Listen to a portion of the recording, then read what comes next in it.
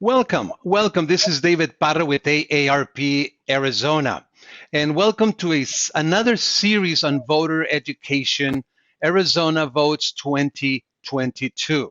We just finished one series. This starts a new series of videos, and once again, we have our good friend Gina Roberts. Gina Roberts is with Clean Elections. She's the director of voter education. Gina, thank you so very much for joining us again. I know this is a busy season, and I'm pretty sure that you're getting a lot of requests. So we appreciate you being with us. Thank you and welcome.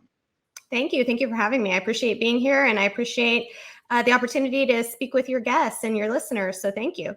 Perfect. So basically, we would like to do this video, and I'm calling it the voting process. So how about if I ask you just very simple, straightforward questions, and then you provide the answers to us? Deal?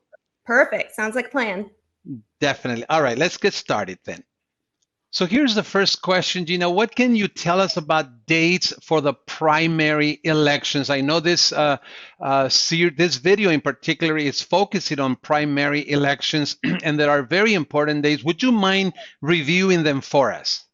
Of course, David. So as you can see, the primary election has already begun. Ballots have already gone out for our military and overseas voters. Those went out a few days ago, around June. And so people are already voting. Some of them have already returned their ballots. So what's very important for voters who are here in state is to know the upcoming voter registration deadline. So that's key. If you miss that deadline, if you're not registered to vote, then you will not be able to vote in the primary. So it's so important that if you are not currently registered to vote, that you do so by the deadline, which is July 5th. And so that's coming right after a holiday. So like the present to do it, you can do it online. It takes just a matter of minutes. And then right after that deadline is actually when ballots go out in the mail if you're an early voter. So if you want your ballot mailed to you, the county will start mailing those out on July 6th. So again, those are probably the two most important deadlines that are coming up. And even if you're already registered to vote, it's always a good idea to confirm your registration and make sure you're up to date. So the next key date for our August 2nd primary is the last day to request a ballot by mail. So that's the 2nd. So if you want to get a ballot mailed to you, or let's say you already did, and maybe something happened to it, you made a mistake and you need a replacement ballot mailed to you, your deadline to do that is July 22nd. If you're going to be mailing your ballot back, which it is postage prepaid, we recommend you do that a week before, which is July 26th. So the reason why we recommend that date is because it allows the post office enough time to process your ballot and get it to the county, because the deadline for the county to receive all voted ballots is 7 p.m. on election day. If you like to vote in person, but let's say maybe you can't go on election day, you can always vote early. And the last day to do that is July 29th. And then finally, we have the very important day, election day, which is Tuesday, August 2nd. Polls will be open from 6 a.m. to 7 p.m.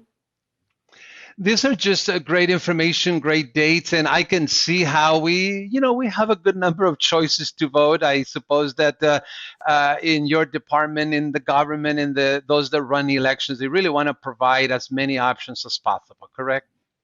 That is correct. Arizona voters have a lot of options when it comes to voting. But again, looking through this list, David, I think the most important one to take away is that voter registration deadline, which is coming up. And I know we're in summertime right now, and people may be traveling or on holiday, and it's not exactly, top of mind. But again, that's very important if you plan to vote in the August 2nd primary. Another question, Gina, is voter registration. What do we need to know about voter registration? Perfect. Yes, this leads right into what we were just talking about, David. So if you do need to register for the first time, or if you need to do an update, so let's say that you've moved. We know very often there's a lot of issues right now with housing in the state. So if your address has changed, or if you have a name change, or you'd like to change your political affiliation, so basically anytime you have that life update, you would want to fill out a new voter registration form. So again, if you're a brand new voter, first time, or you have a change that you need to make, you can register to vote or update your registration online at servicearizona.com. It literally takes maybe 5 minutes. There's just a few slides that you can go through on that website. It's very quick and easy. You do need an Arizona driver's license or an Arizona non-operating ID card to use Service Arizona. If you don't have that, that's okay. You can use a paper form. So you can download it from at Clean Elections, or you can get one from maybe your local library. Or again, if you want to contact us at Clean Elections, we'd be happy to mail you a paper form too. So again, brand new voters, or if you have a change in name, you moved, or you want to change your political affiliation, let's go ahead and get you registered to vote or update your registration by July 5th. You know, the one that caught my eye is political affiliation. I mean, I could understand, name change, first time, etc. But or if you move, but this is a very important one. When would a person, what scenario would trigger a political affiliation change that they can do at servicearizona.com? So you can make changes to your voter registration at any time. So let's say that you are currently a registered Republican and you decide that you want to change your status as a Republican to either a Democrat or a Libertarian, or you want to become an independent. You would need to update your voter registration. So it's really the voter's personal preference. In Arizona, we do have 3 recognized political parties. We have the Republican Party, the Democratic Party, and the Libertarian Party. So if you are registered to vote with either one of those parties, that would be your political affiliation. If you choose not to register with one of those political parties, then you are considered an independent. So it's really the person's preference, and you can do that at any time. Now, just to clarify and very briefly, this is not where you would change if you are an independent and want to vote in a primary. Am I correct on that? You are correct, David. That is very important. So if you are an independent voter, you can vote in the upcoming primary election, and you do not need to change your voter registration to one of those political parties. Because as an independent, Arizona, we have open primaries. I'll select which party ballot you want to vote in that one particular election. It does not change your voter registration status at all. So you are absolutely correct, David. You don't need to change your voter registration political affiliation if you want to vote in the primary. I have another question, Gina, and that is the difference between vote centers and polling places. What can you tell us about that? Sure. So this is very important for voters who prefer to vote in person. So if your plan is to go to the polls on election day, this is information that you need to know. So in Arizona, we have our 15 counties, right? And every county has a little bit of a different setup today. Some counties use what we call vote centers, which is basically voting locations throughout the county where any registered voter in that county can go and get their correct ballot. Or some counties utilize what we call polling places. When we are in a polling place county, you must go to your assigned polling place as a voter because they only have your specific style there. So that's very important to distinguish between if you're in a county that has vote centers, you can pick whichever vote center that you want. That's more convenient for you. If you're in a county that utilizes polling places, you must go to your assigned polling places. Now, you'll see on this list here, David, that some of our counties use kind of a hybrid system where they have a mixture of them. And so they do have maybe a handful of vote centers where, again, any voter can go to, but they also utilize those assigned polling places as well, too. I do call out Pima County here. I do have them highlighted in red. And the reason why is because Pima County, for the first time, has now transitioned from polling places. So for the upcoming elections this fall in August and November, Pima County will be utilizing vote centers, which is fantastic news for Pima voters. It means you can go to any voting location on election day in Pima County and get your correct ballot. So again, options for voters, you just choose what is more convenient for you. So let me see if I got this right. So some states have centers, others polling places, but then there may be a hybrid in some of, not states, sorry, counties. I correct myself. Now, so it's voter center a more general where you can go to anyone, whereas a polling place is more specific? Is this correct? Got it, David. You got it. That is absolutely correct. So the big question here is, well, how does a voter know, right? How are they supposed to figure out what their options are or where to go? And so again, if you're choosing to vote in person on election day, then what will happen is 11 days before election, the county is going to send you a sample ballot if you're not on the active early voting list. Your sample ballot will have a list of, if you're in a county that uses polling places, they'll tell you where your assigned polling location is. Or you can always go to our website at easycleanelections.gov, and we'll tell you as well on that website what the counties utilize and where those locations are. So again, if you choose to vote in person, it's very important to make sure you know where you're going. Okay, voter ID. What can you tell us about this topic? Sure. So again, this is for those voters who are voting in person. If you Okay, go vote in person, whether it's early or on election day, you must ID with you. You are required to show the okay. poll worker your identification. Now, Arizona law has a very specific list of what is permitted to be used as ID at the polls. So anytime you vote in person, you must bring ID. They are broken down into 3 different lists. We have the full list available on our website. The website address is there. What do I need at the polls? What ID do I need? I can tell you right now, if you've got an Arizona driver's license or an Arizona non-operating ID card, that works perfectly. Otherwise, there's other components that you can use, such as a utility bill in conjunction, with your vehicle registration, or, your passport in conjunction with your phone bill, things like that. So it's 3 lists where you can mix and match. So if you're not quite sure if you have sufficient ID, I recommend you take a look at our website and it'll guide you through it. We have a very handy tool there that you just answer a few questions and we'll let you know if your ID works. So basically, it's not a special voter ID, but it simply means you have to identify yourself with the proper identifications when you go vote in person, correct? That is correct. That is correct. There's a specific list of what's acceptable. Now, you did say specific voter ID. The thing that we have closest to that would be your voter registration card, and Okay. that is acceptable as one form. You would need to combine that with another acceptable form of ID. But yep, it's a full list that voters can choose from to see what they have available to them. And does that have a picture? Your voter registration card does not have your photo Okay. on it. It does not have your photo. So again, it's about confirming your identity and your address to the Okay. poll worker. Here's another question, and it is voting by mail. When we talked about the voter ID, I was not familiar because, of course, I've never voted in person, right? I've always voted in mail. Voting in mail is such a practical thing. You almost can forget about everything, and everything is sent to your house. I mean, your ballot, and then you can mail it, and it's much simpler. Give us just a little bit of what we need to know about voting by mail.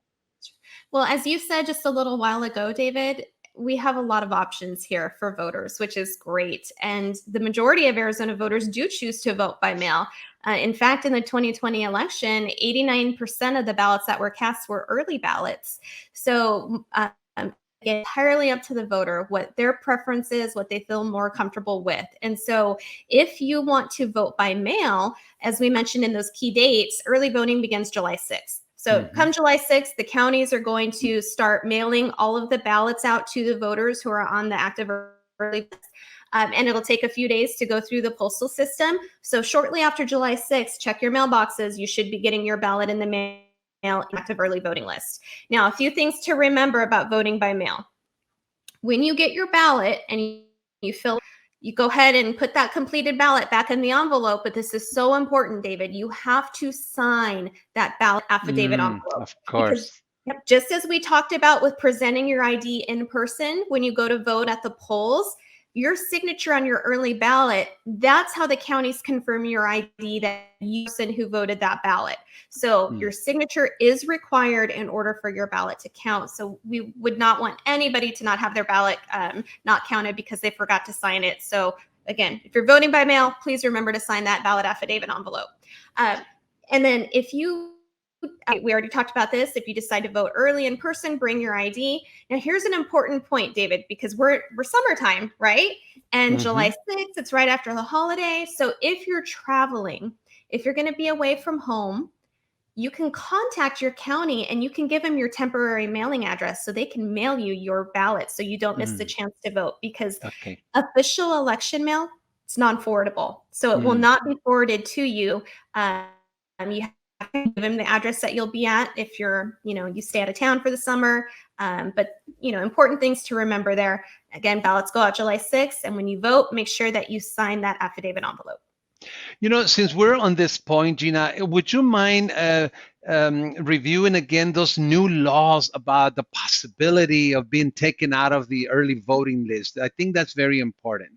Yes, yes, thank you. That's a great point. So, the Arizona legislature last year, they did make some changes to our early voting list. So, before we used to call it the permanent early voting list, it's now called the active early voting list.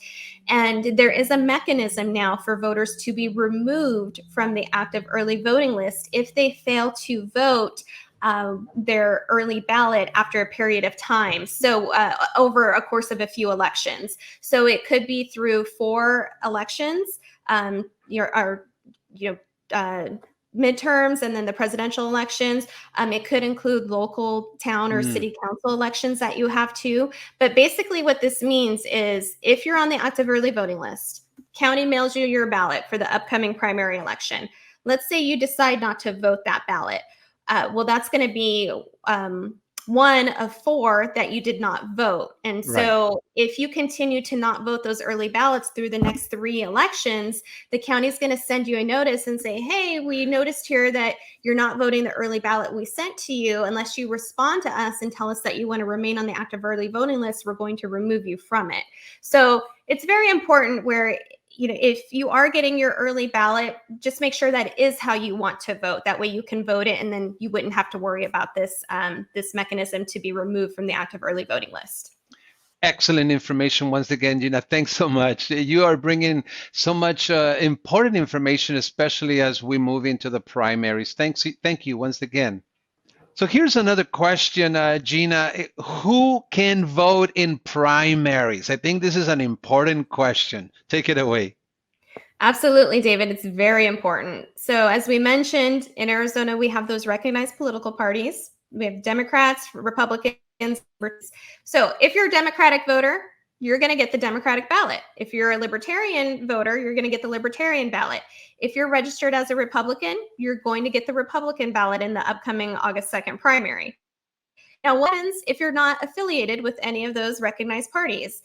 You are then considered an independent voter. And the good news is we have open primaries here in Arizona. So you get to pick. You can choose between the Democratic primary ballot or the Republican primary ballot.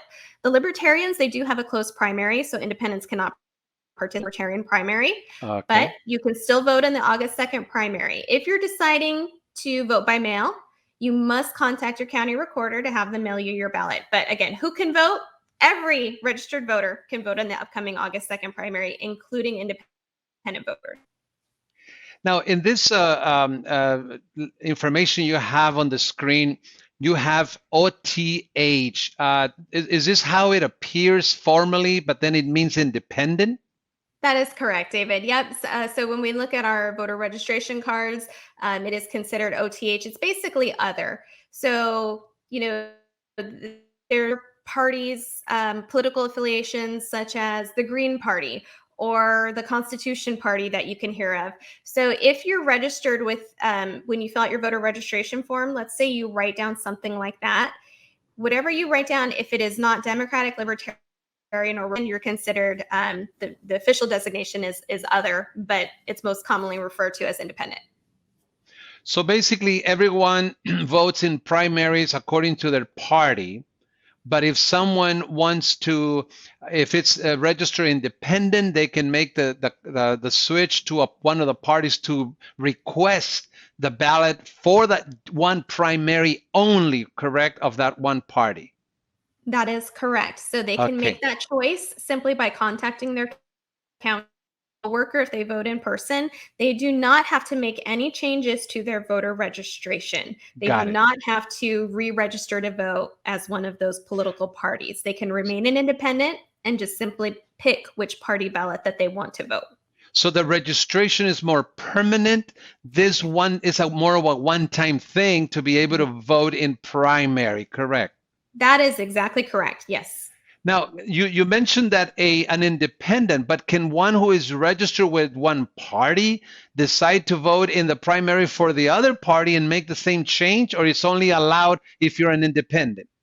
It's only allowed if you're an independent. So if you're a Interesting. registered Democratic voter, if your Mm, voter registration shows that you're registered as a Democratic voter, you given the Democratic ballot type. mm, If you do not want to vote in the Democratic Party primary, that's when you would need to change your voter registration to either the part that you want to vote in or as an independent to make that selection. And that would need to be done by the voter registration deadline of July 5th. So mm, again, if you are a partisan voter, if you are registered with a political party, you're going to get that party ballot because let's go back to the purpose of a primary, David, right? The purpose of the primary election is for those voters who are registered with that party to select their preferred candidate, to mm, nominate the candidate that they right. want to advance to the general election and compete against those other party candidates. So, when you're, let's say you're a Republican voter, then you could have three Republicans vying for your vote for an elect one seat. And so, Right. again, the purpose of that primary is to nominate your preferred candidate to advance to the general election. And again, if you're a partisan candidate, you're going to get that party ballot. If you're an independent, you can pick one. You can pick between the Democratic or Republican Party ballot to choose.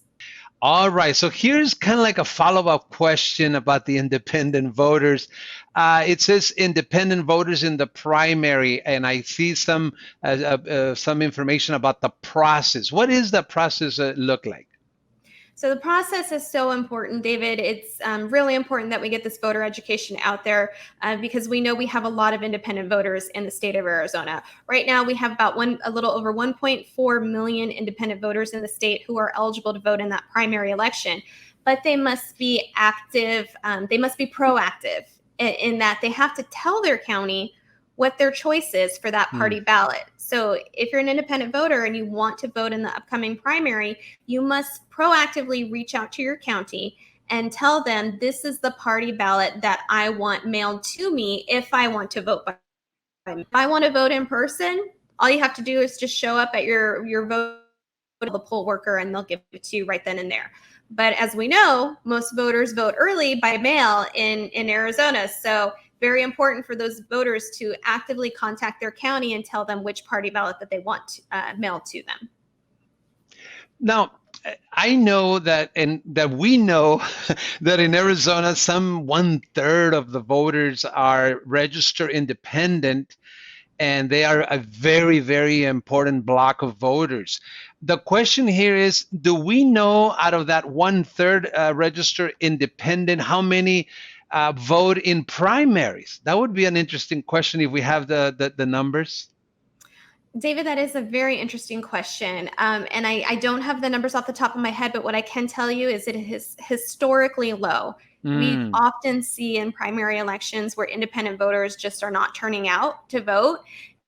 And to talk to voters when we try to do research on how we can better serve them, we find that often it's a lack of awareness. They didn't mm. realize, oh, I didn't know I could vote in the primary. So that's why this conversation today, so we can help educate all voters across the state, letting them know they are eligible to vote in the primary and what that process may be for them.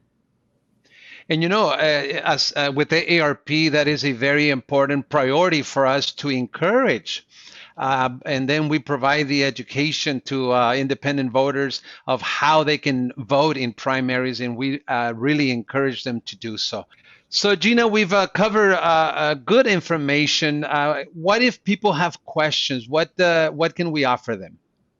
Of course. So I know this is a lot to remember. And so the great thing is we have our website, which is azcleanelections.gov, and it has everything that you need to know to vote. So it has the information about the logistics of voting, your ballot, all that good stuff. So, taking away from today, if you have follow-up questions, you can visit our website, or feel free to email me. My email address is here. I'm happy to respond to all voters and their questions because I know every voter is a little unique, right? We all have our different circumstances. So you feel free to email me at gina.roberts@azcleanelections.gov, and we'll make sure we get you the information you need to vote.